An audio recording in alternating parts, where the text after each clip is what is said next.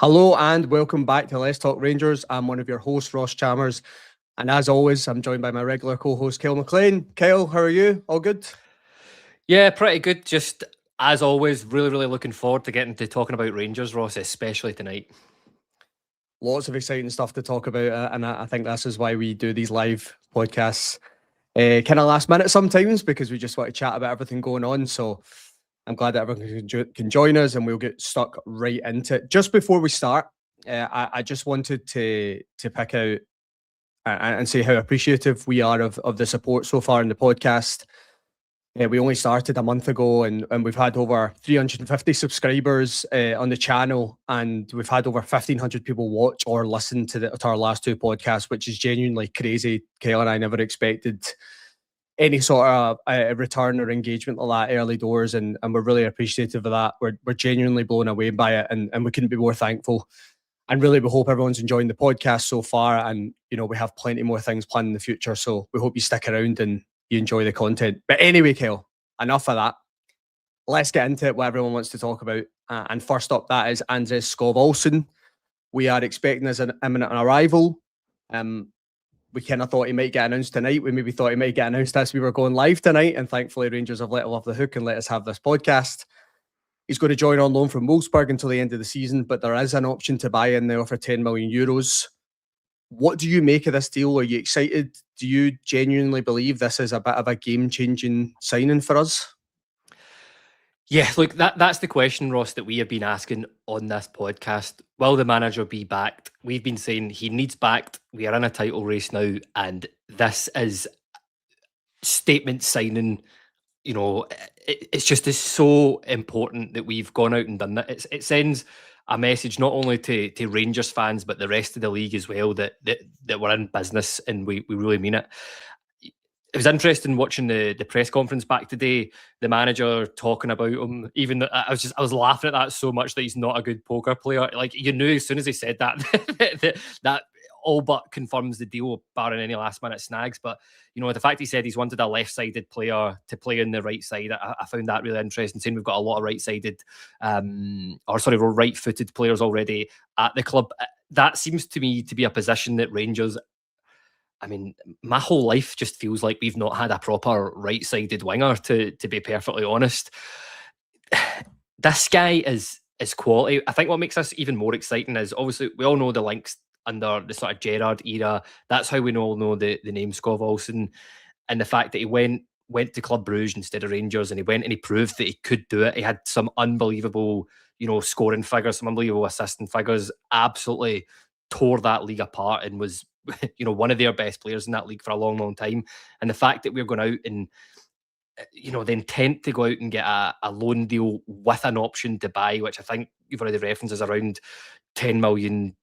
But this guy is in there. We've been saying it, Ross. We need a bit of creativity. And you can see that they've obviously been working on this one. And like most Rangers fans, I'm so excited that we're signing a highly rated Danish international. I know he's had a bit of a tough time in the Bundesliga, but what I would almost liken this to, I mean, the similarities between him and Czerny are so similar. Playing in the German league, it's a top 5 league, difficult league to get into. I'm expected maybe not to hit the ground running straight away, but I certainly expect him to have a very similar impact to what Václav Czerny had last year when he came on loan from Wolfsburg. So I'm just absolutely choking to see the guy play, Ross. I think we've all been choking to see the guy play for about 4 or 5 years now, haven't we? We've all been choking to see him in a Rangers shirt, and it looks like that's about to happen. What do you make of the 10 million euro option to buy? Because I think everyone thought that this would be an expensive deal if we were going to make it permanent.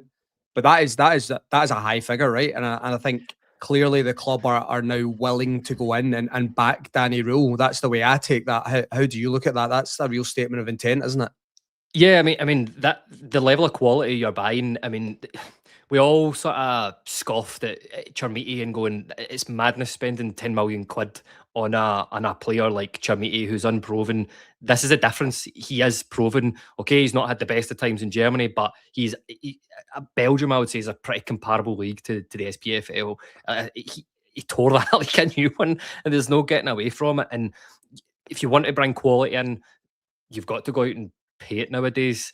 And he is. He's clearly a £10 million player. I'm delighted that we've got that in the deal. Again, Rule mentioned it in his press conference that whenever Rangers try and get loan deals, they always do include an obligation to buy. This isn't a criticism of Rule, by the way, but I don't think. I think if when Skov Olsen does come in, he'll be the first loan player that we have this year with an option to buy on it. But yeah, it just signals the intent. It's great. Whether or not Rangers go out and spend that, and that's the the beauty of a loan with an option to buy. It's not an obligation. If he has a brilliant season and not get and helps win the league, that's a very big if, right? Rangers fans will go, pay that £10 million. It's not a problem. But then at the other end of the spectrum, if he comes, and let's hope this isn't the case and he's not that good, we can just go, thanks very much for your time here, but back to Wolfsburg he goes, and we don't have an obligation to purchase him for that amount of money. Yeah, the flexibility is there, isn't it? And I think it's funny, you look at Oscar Cortez that was recently just recalled from his loan deal and now he's been sent out to Argentina. That was an obligation to buy, and I think we all felt at the time that was the wrong move. Bringing him back on loan with an option was definitely what we should have been doing there.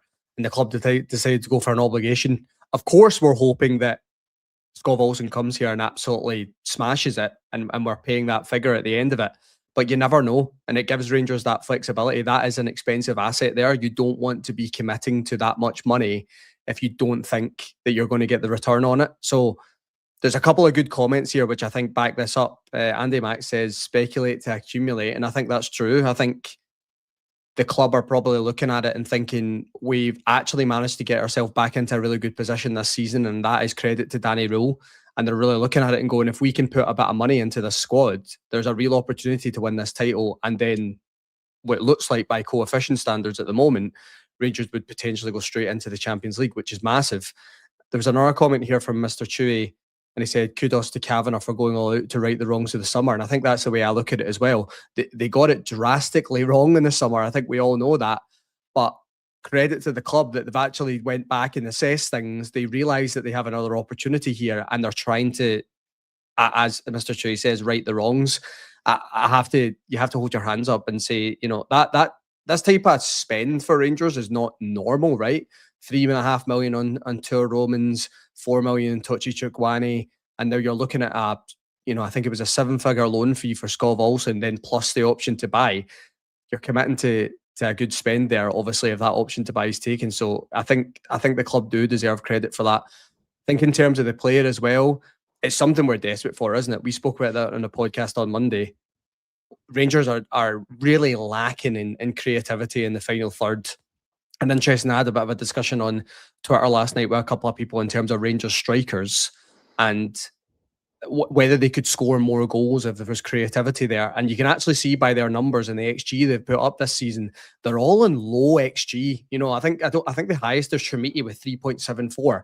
I mean, if you put that in context, you look across the city, the top of the leaderboard, Daiza Maeda, he has a 9.1 XG.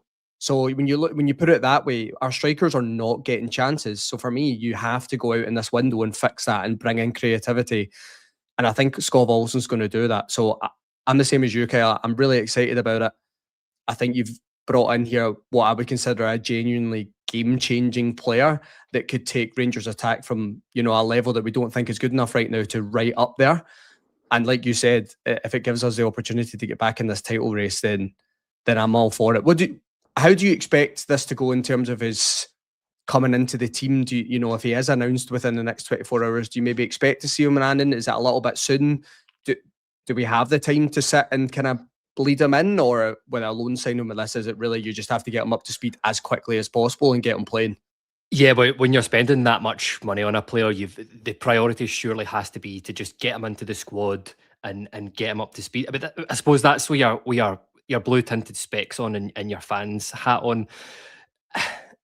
I know we'll come on to speak about Rommens, but it's interesting when Rule was talking about him, and he doesn't want to rush him into a squad, especially a squad that have been playing together for so long and are playing well together now, and he doesn't want to disrupt that balance too much.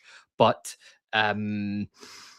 I'll be honest, I totally trust Rule in this. I think he's got the sort of sports sciencey stuff, when to rest players, giving people breaks. I mean, I know Sterling's injured at the minute, but we queried him, leaving Mikey Moore out of squads, Sterling out of squads. But he seems to be really, really managing people's minutes just now. With my fan hat on, I want him, if he's announced pre-Annan, I want him in that starting 11. We all want to see him get, hopefully get a couple of goals. I mean, the ideal start to him would be get a couple of goals, get the confidence up, already show that the supporters have basically been waiting 5 years for this guy. But yeah, whatever Rule chooses to do, obviously you'll support. But I'd love to see him start against Annan. Yeah. Yeah, you're hoping for an immediate impact, aren't you? And I know it's coming in the Scottish Cup against lower league opposition, but if you could get him in for that game, even if it was off the bench, I suppose, and he was able to grab something or create something, or even grab a goal himself, I think that would give everyone a lift. But yeah, I'm really looking forward to seeing this guy come in. It's been a long time coming. That's how it feels anyway. And I think we all felt that maybe this deal was dead a couple of years ago. But credit to Rangers, they've went back, and like I said, it's not an easy one to get in the door with the money and on offer there, but they've done it, and credit to them. And let's hope that they get a return from that, and they go on and they lift that title at the end of the season with a signing list. Let's move on to Tuur Rommens. He signed yesterday. Kel, the 22-year-old, he joined yesterday on a 3.5-year deal from Westerlo. 3.5 million, I think, was the fee I seen quoted there. Slightly different profile to Jayden Magoma. I think that's something we spoke about. And there's lots of kind of exciting data about him, lots about his overlap and underlapping runs. I've seen plenty of articles now about that, and that type of fullback or wingback that's willing to get up the pitch and really stretch things, which I think at times we've referenced before. We missed that. Shame he isn't quite fit yet. That was the kind of speculation coming out yesterday that he's maybe carrying something, or he did have a previous knock, and Rangers are going to take a little bit of time with him. I actually thought as well, what was interesting in the interview was he referenced speaking to the sporting director a couple of months ago. So this is obviously a signing that Kevin Thelwell had actually targeted when he was at the club, and Rangers have then acted on it. So it looks like there has been targets that Rangers have been building for a while, and Danny Rose came in and maybe assessed them and thought, actually, yeah, I'd like to press the button on these, and that's how it should work. The manager should get the final say. How do you feel about this one as well? That I thought that was an exciting deal yesterday when Rangers announced it, and I think that it was maybe the longest medical in history that everyone was joking about, because I think it was Sunday they announced he was going through his medal. What do you make of this? Do you think this is someone that once he is fit and available, that he can really make a difference for us?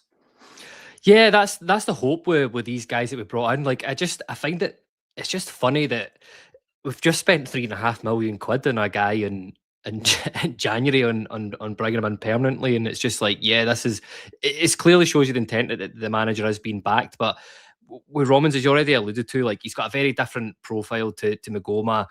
It seems to be focused a bit more on the defensive side of things, big, physical. Again, I found it really interesting that Rule mentioned that a couple of times in his pre-match press conference about he stressed that we want players that are intensity, physical, winning duels, and things like that. And I think Rommens is going to bring all of those things. It'll be fascinating to see how he plays in the league. But yeah, I think he's certainly got the right characteristics, right profile. I know a couple of people have pulled me up in the comments about saying that the Belgian pro leagues are sort of comparable to the SPFL. So you'd think that, with that experience over in Belgium, if people are saying the Belgian league is a much, much better league, I think some of the teams are maybe a bit equal on it. But like, if he comes in, he's had that experience in Belgium. Like, you're hoping that once he is fit, again, Rules stressing not to rush him in, giving him, I think he said 10, 14 days in that press conference before he would be in. But, it's about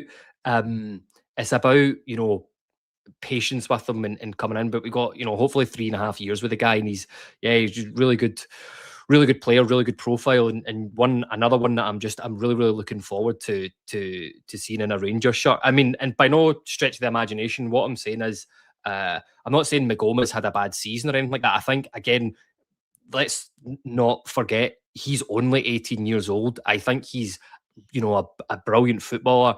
If we could go out and get Jayden Magoma at the end of the season, I would love to get him. I don't see that one happening, unfortunately, but it's just a different option. I really like the fact that Rule's going in and going, right, we've got I don't want a similar player for left back. I want to fill that position, but I want a different profile, because that's what you said. He wants different ways to be able to go and play against the teams. And yeah, Rommens is hopefully going to bring another dimension for that. Yeah, I think so. And he looks slightly different to Jaden McGoma, doesn't he? He looks a slightly different profile. And I think you're right to bring that up. I think Jaden McGoma is actually, he's went under the radar a little bit. I actually think he's had a really good season so far. And I think it was the same with Mikey Moore. I think people forget his age. And I think we spoke about this the other day, and Mikey Moore scored in that Old Firm. And not really much has been made of that. But you've got to remember his age, like to score in that fixture, there's not many of that age that would do that. And Jaden McGoma has been really good in these type of games as well. So I think he deserves credit. But yeah, Tuur Rommens looks like maybe one that we are looking at the future a little bit, and maybe we give him this 6 months where there isn't as much pressure for him to play every single week. You give him the 6 months to bed in, and then you're probably looking at him being the first choice next season, because I agree with you. I think it'll be very difficult to get Jaden McGoma in a permanent deal, because Brentford paid 10 million, and they would probably argue with this loan spell, he's got better. So they're not going to let him go for cheap. So I think that's probably one we'd have to let go in the summer, and maybe he'll come back one day, but I think it's too expensive for us to go into that type of deal. So yeah, really exciting stuff. I think that's 2 players in the door already. So it'll be 3 when it comes to Skov Olsen. So the club are certainly doing business, and they're doing it as quickly as possible, which is great to see. Next thing I want to move on to, which seems to be a debate all the time, but we'll bring it up tonight, because there has been a little bit of speculation about James Tavernier. He's been linked with a move to Panathinaikos. Now, it did say in the article from the Daily Mail that it would be a pre-contract, so there's no discussion about him leaving this window. You don't know sometimes whether, if a club agrees a pre-contract, then you make a deal with the club and he makes that move. I'm not really sure Tavernier would be open to that. I think he would want to stay, especially where Rangers are right now in this title race. And to be honest with you, will he be desperate to leave? I'm not sure. I think maybe deep down he's probably hoping for that sort of renewal. How do you look at this, Kel? Because let's be honest, it's polarising, everything. It's one of those topics where everyone seems to get a little, I was going to say angry, but you get what I mean. People seem to get into this, and it's either one camp where people are absolutely desperate to see James Tavernier move on, and there's another camp where it's like, we absolutely have to keep him because of how much he brings to the team. What do you think about this? Do you think the end of the season would be the right time to call it quits and move on, or do you think the club might be open to giving James Tavernier another kind of year extension and keeping around when, you know, there is lots of new players coming in under Darry Rule, and maybe there's a little bit of continuity? How do you look at it? Yeah, look, I can see both sides of the argument on this one. I think, personally, I can't see James Tavernier leaving until the end of the season. I suppose when you do get that offer of a pre-contract, every time I hear Rangers have signed a player on a pre-contract, you're always like, right, that puts us in a bit of a stronger negotiating position to bring that player in a bit earlier. But I'm not quite sure this is the case. Taz been a fantastic servant for Rangers. I know you could have we could do a podcast every night for 2 weeks on James Tavernier and still not cover half of his Rangers career, quite frankly. But he's been an unbelievable player for the club at times. But I think the end of this season is the right time for James Tavernier to leave the club. I mean, 10 years at Rangers, you know, we brought him in for, I can't remember what it was. Was it 200 grand? 250 grand. Like I remember I was actually at his first game under Mark Warburton. It was a friendly against Burnley. Him and Martin Waghorn were the debutants for Rangers that day.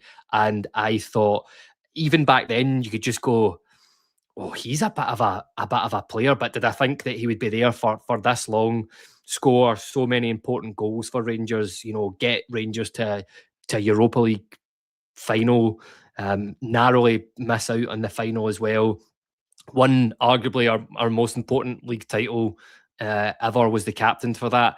He's a guy that I would love to see coming back to the club after his playing career's done, to have in and around the dressing room, because I mean, you hear it so many times, players talk about him and you know what a leader he is off the pitch, and he leads by example. I mean, it's a shame, because you can see his legs are not doing what his mind is trying to get him to do.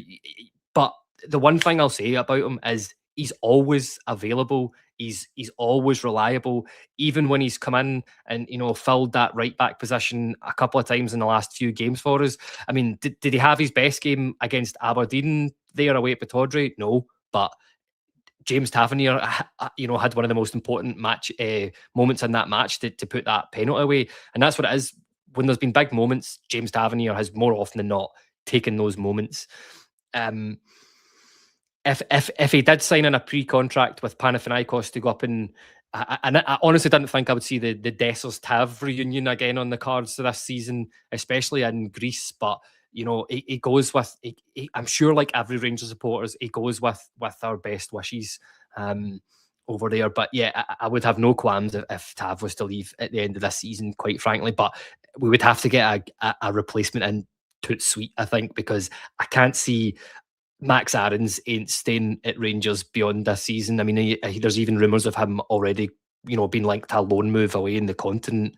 And Dujon Sterling for me is just not reliable enough. So I think Rangers, I mean, without getting too ahead of myself, you know, we're already previewing summer transfer targets now, Ross. But like, that's a position we would have to fill if he left you. Yeah, I think so. I'm actually splitting this. I'm not sure. I think I'm going to give myself to the end of this season with James Tavernier to see what way I would go. I've never been the type to jump on Tav when things go wrong all the time, because I agree with you. A lot of that, he stands up in big moments. There's been lots of huge moments for Tav where he's taken crucial penalties and he's scored crucial goals. And he is a right back. I think people forget that sometimes his numbers. I seen a comment actually. I'll maybe try and find it, but someone was saying, you know, his numbers are absolutely ridiculous, really, when you think about it. And I think that's the case. My concern would be, and you referenced it there, how do we replace him? And I know he's a 34-year-old, and I know he's coming to the end of his career, and he's definitely not the same player that he was. But we've tried to replace James Tavernier a couple of times now, and it just doesn't. We don't seem to ever find the answer. And I think he's still Rangers' top goal scorer this season. I would have to double check that. I think the last time I checked, he was Rangers' top goal scorer. And I think he's also the most creative player in the side. I think he's got the most assists as well. So we would have to definitely do a lot of work to replace him. I'm going to give myself to the end of the season. I think a lot of people will be annoyed by that because they usually want an answer right now. I'm not really sure where I lie. It'll be interesting to see if Rangers maybe would be open to keeping him on, but maybe it would have to be on reduced terms, and he doesn't get to play every single week. And also depends on what James Tavernier wants at this stage of his career, right?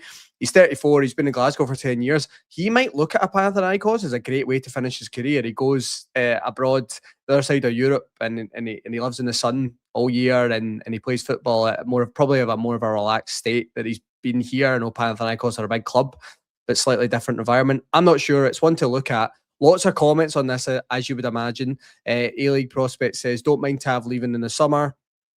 Gary said, Tav staying to see the season out, and also actually said, would like to see him leave as a winner, which absolutely, I couldn't agree more. Mr. Chewy, Tav can go with my blessings at the end of the season, but shouldn't play all the time, obviously, and I think that's completely true. We've got another comment here from David Donald. Tav underrated. One day people will realise what we had. Agreed, he's frustrating, but his attacking numbers are incredible. If we're going to lose him, we should have cashed in. Yeah, we haven't probably done that enough with our players, but yeah, his numbers are incredible. And also, really nice comment from John McGinley there. New to the podcast, welcome adding new sensible chat about Rangers by weekly rotation. I'm not sure anyone's ever said that about us, Kyle, to be fair. I don't think sensible chat comes into us. I think we just come on here and talk absolute nonsense. Let's move on. There's a couple of things I'd like to talk about transfer-wise just before we have a wee look at Annan. The next one is JD Kisama.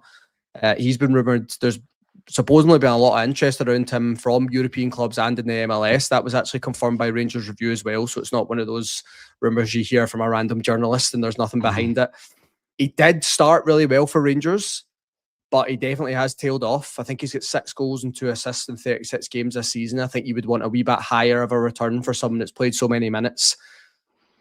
How do you look at this one? Because there has been a lot of an opinion online that when those rumours came that, you know, Rangers should be looking at this and should be looking to make a quick profit on Jadou Kisama and let him go. Me personally, I think there is a player there, and I think he's worth kind of sticking with and trying to get a little bit more out of. And I don't want to sell him for a reduced fee after 6 months. How do you look at it? Can you understand some of the opinion of people thinking he's not done enough and should go, or do you just look at it and say, young player, developing, there's lots of potential there, we need to stick with it? What do you think about that? Yeah, that's it. Look, from my point of view, I've been really impressed with Gassama this year. You know, again, he's another one young lad come in, but ultimately for me, the most important thing is, see, since Rule has come in, I think he's been getting better and better underneath him. You can totally understand why clubs are linked with him. But equally at the same time, I totally get why people round about us at Ibrox get really frustrated with him at times. You know, sometimes his decision making isn't 100% the best, but do we have a complete player? No. If we did, we wouldn't be going down and paying a couple of million quid to Sheffield Wednesday for him. But it's football. Never say never. It would have to take a ridiculous bid to come in to pry Gassama away from Rangers at the moment. But he just has to keep working. Again, I know he has his critics out there, but another player, he had a big moment and another big game for us on Sunday where he won that penalty. I do get frustrated at times that he plays out in the right, because I just think he plays so much better on that left. With Skov Olsen coming in, I think Gassama's, you know, the times we'll see Gassama on the right will be not as much with Skov Olsen coming in there. So hopefully we can see him playing on that left a bit more. But yeah, I think there's a comment in there. Is it Venom Edge says there 10 million minimum? I think I'm probably roughly about there as well. Am I saying he's as good as Skov Olsen? Absolutely not. But if a club wants to come in and take Gassama off of Rangers, I think that wouldn't be too far away from the figure that I would expect. Yeah, I think that's fair. And I think that's a really good point you've made about Skov Olsen, that actually that signing there might really help JD Gassama, because I think Danny Rule has came in, he's worked with Gassama before, and he's maybe looked at him and thought, look, I know you can do a job for me on that right-hand side. It's not perfect. I know you're a better player on the left, but I need you to do this for the benefit of the team.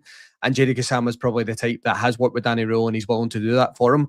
I think long-term, absolutely, Jerry Gassama's got to be in the left. I think you see a much better player. I think we actually seen that at Patoja there, right? That as soon as he switched to the left, he's driving his full-back and he cuts inside and he wins that penalty. I think with any winger, and Skov Olsen will be the same, by the way, they're going to be inconsistent at times, because it's that area of the park where you're kind of expecting them to do something every time they get the ball. There's not every position's judged that way, but wingers are constantly having to take on their man or find that kind of final through ball. And I totally agree. I know there's lots of comments in there. I think Ailey Prospect's talking about it. He's not shown enough, and I think that's right. I do think there's much more to come, but I do think we have to be wary of his age, the profile. It's not like a seasoned veteran here. I think I don't know how many games he played at Sheffield Wednesday, but it was over a couple of seasons. He's not played loads of football. He's only 22. He's going to take time. He's going to take time to develop. And I think you're right. I think you would have to be coming in with a big fee that basically Rangers couldn't turn down. It would have to be one of those offers where you go, that's ridiculous. He's not worth that to us. You can have him. And I don't think that's going to happen. I just don't see it. I don't think he's done enough yet for clubs to come and do that. So clubs clearly recognise the potential. I think we do as well. I think that's why we signed him. But I don't think he'll be going anywhere. And actually, it sounds like he doesn't want to go anywhere, which is great. He obviously wants to be here and he wants to prove himself, which is exactly what you want. We'll wrap up the transfer stuff then, just before I have a quick look at Annan.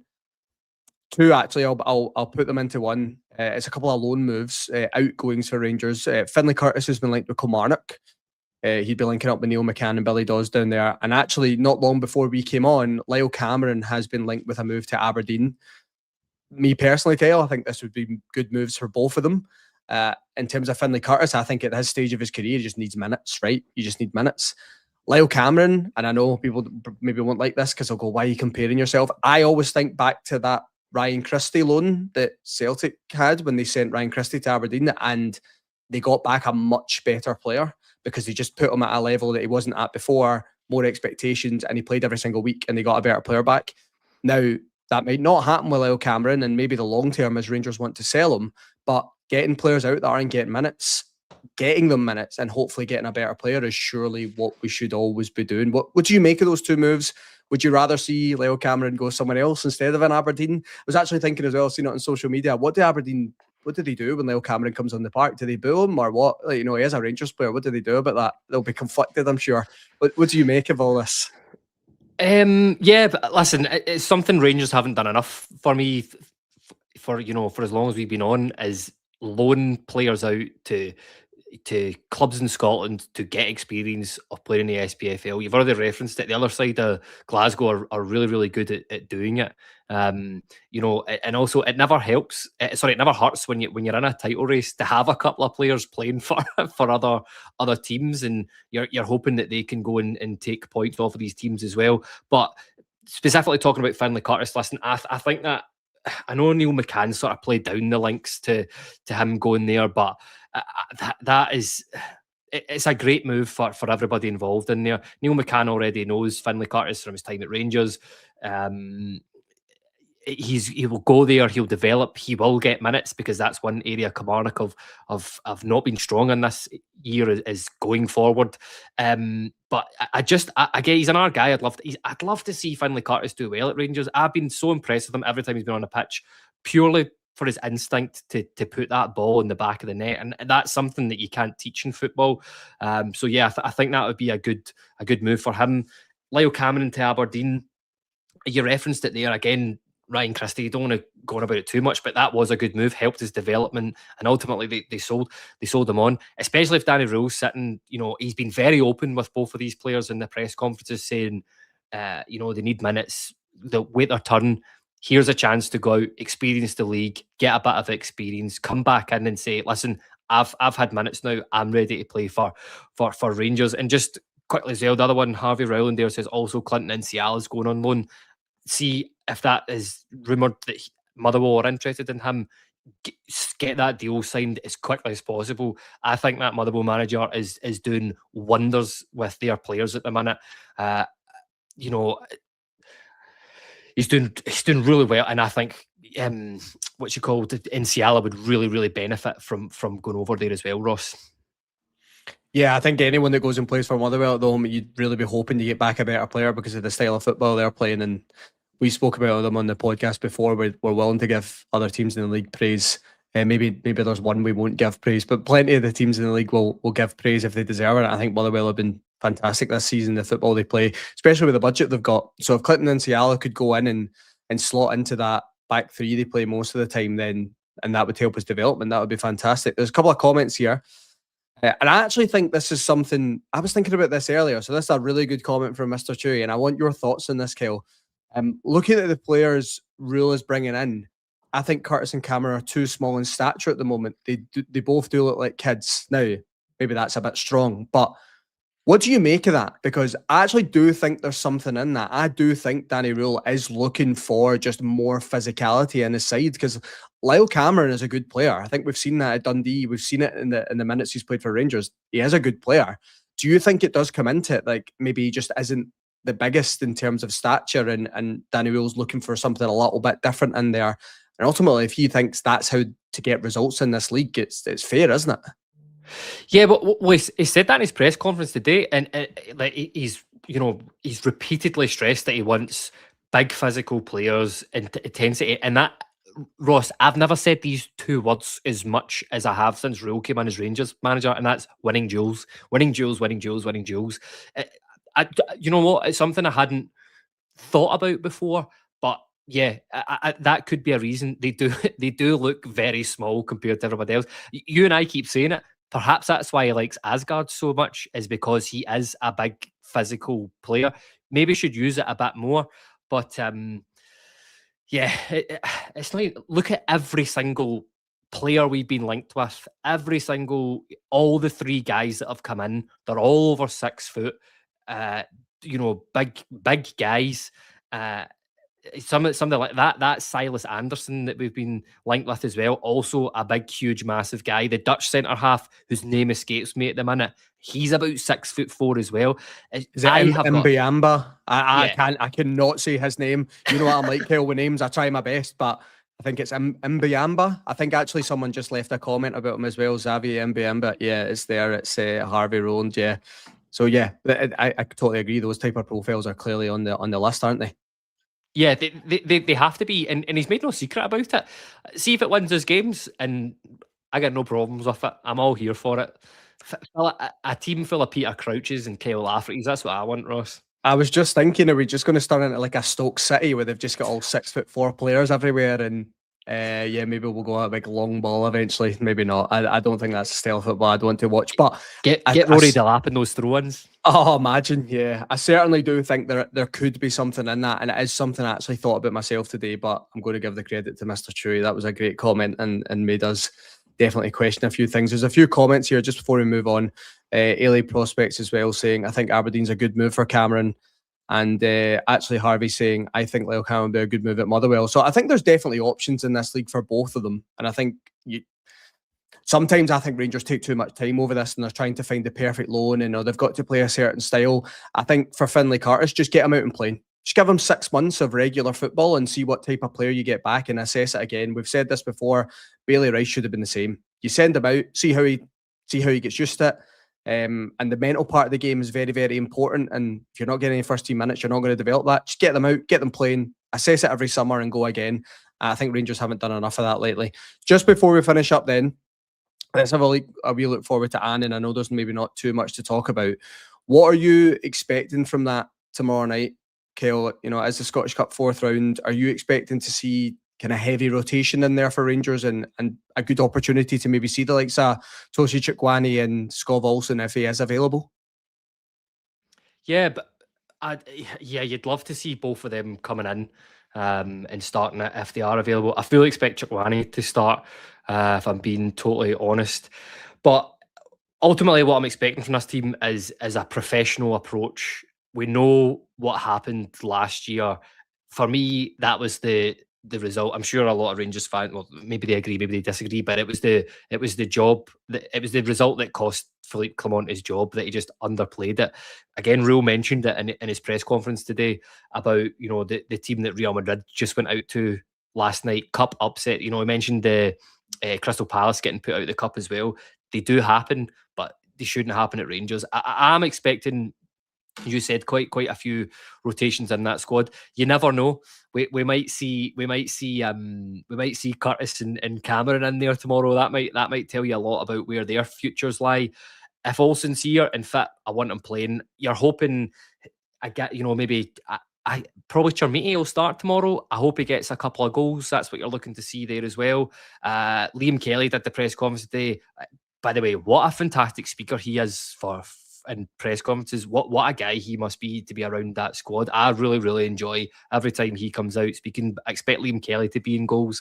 But yeah, it'll be interesting. You just want the ideal game, professional, win it early, and you get to put on some younger players on to experience Ibrox. But yeah, I'm just looking forward to going to the game tomorrow night, and yeah, hopefully see a couple of the new players.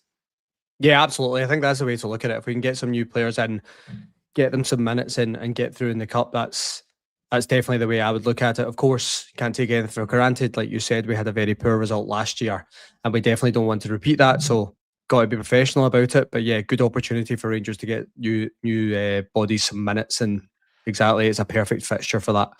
But I think we'll call it there, Kyle. That was really good. I enjoyed that. Again, thanks everyone for watching. And if you have enjoyed the podcast, please like the video, consider subscribing. There's actually people that watch, 77% of the people who watch the podcast haven't subscribed. So you'll be doing us a massive favor if you can hit the subscribe button. It makes a big difference. It helps us grow, helps more people find the podcast. And ultimately, that's what we're looking to do. You can find the podcast on all major audio platforms too. If you prefer listening, which sometimes we joke and yeah, you don't really want to look at us, do you? You'd rather just to listen to us, and that's absolutely fine. And remember, you can follow us on X, you can follow us on TikTok. We're actually very close to 10k followers on TikTok, which is massive. So if you consider it and use those platforms, please go over and give us a wee follow. And yeah, let's hope that it's an enjoyable win over Annan tomorrow in the Scottish Cup and we get an opportunity to watch some of these new players. But anyway, thanks everyone for joining. We'll see you in the next one. Cheers.